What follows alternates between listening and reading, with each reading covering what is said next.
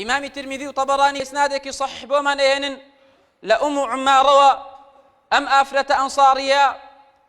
أفرمي أنها أتت النبي صلى الله عليه وسلم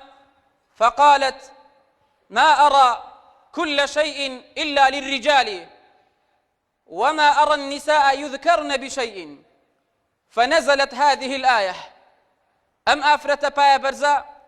أشيت خزمت پیغمبری خوا صلى الله عليه وسلم أفرمي أي رسولك إخوا بوچی من دبینم لقرآن تنها باسی پیاوان أكري تنها باس لپیاوان أكري أي بو نابینم بشتێک باسی آفرتان بكري باسی خانمان و جنان بكري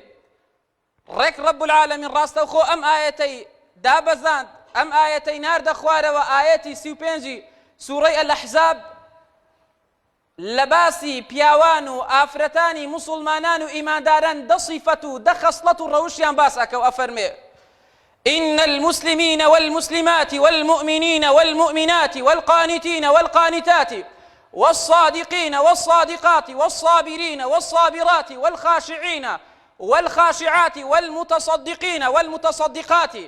والمتصدقين والمتصدقات والصائمين والصائمات والحافظين فروجهم والحافظات والذاكرين الله كثيرا والذاكرات أعد الله لهم مغفرة وأجرا عظيما رب العالمين أفرمي بياواني مسلمان وآفرتاني مسلمان بياواني إيمان دار وآفرتاني إيمان دار بياواني گوێڕایەڵ و خواپەرست و ئافرەتانی گوێڕایەڵ و خواپەرست پیاوانی ڕاست و ئافرەتانی ڕاست نەک ڕاستگۆ ڕاست لە زوبانیان لە داوێنیان لە قسەکردنیان لە ڕووکەشیان و هەروەها لە دڵ و دەرونیان پیاوانی خۆڕاگر و پشوو درێژ و ئافرەتانی خۆڕاگر و پشوو درێژ پیاوانی بەترس و بیمەوە بۆ پەروەردیگار و ملکەچ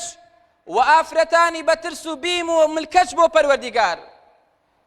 پیاوانی خێرکەر و ماڵبەخشەر و ئافرەتانی خێرکەر و ماڵبەخشەر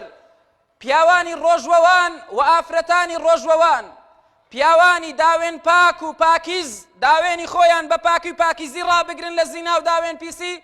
و ئافرەتانی داوێن پاک و پاکیز و داوێن خاوێن و دوور لە زینا و داوێن پیسی پیاوانی زۆر خوا لە یاد بوو و ئافرەتانی زۆر خوا لە یاد بوو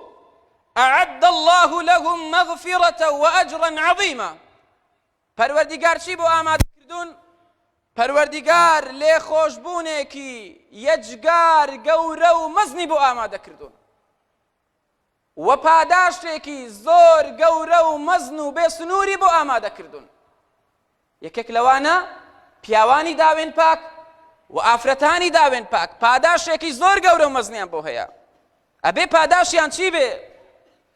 ئەو پیا و ئافرەتە داوێن پاکانەی داوێنی خۆیان بە پاکی و پاکیزی ڕاگرن ئەو پیا و ئافرەتە ئیماندارانەی داوێنی خۆیان بە خاوێنی ڕاگرن دوورن لە زینا و داوێن پیسی صیفەتی ئیمانداران و باوەڕدارانیان تایە ئەو بڕوادارانەی کەوا جێگایان فردەوسی پان و بەرینە